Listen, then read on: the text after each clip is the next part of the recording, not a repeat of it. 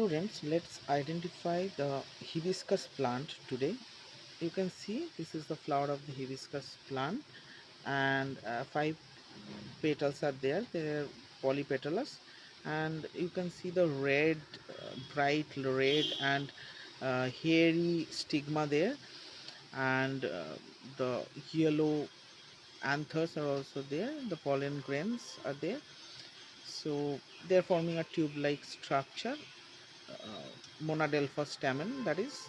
Okay, so you can see that only one flower is there in the whole inflorescence, and it is called as the solitary sign. Okay, so this is the leaf structure.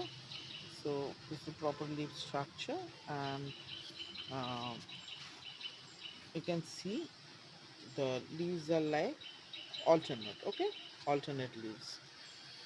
And you can see here, if you observe properly, that you can see leaf like stipules. Free lateral stipules are present in this structure. The free lateral stipules, these are the free lateral stipule structure present.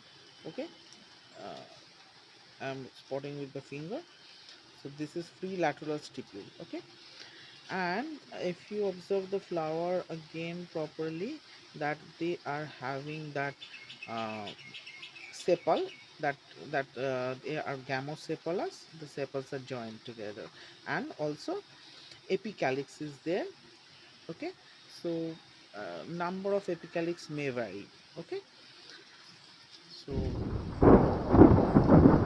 and also another thing is there. If I like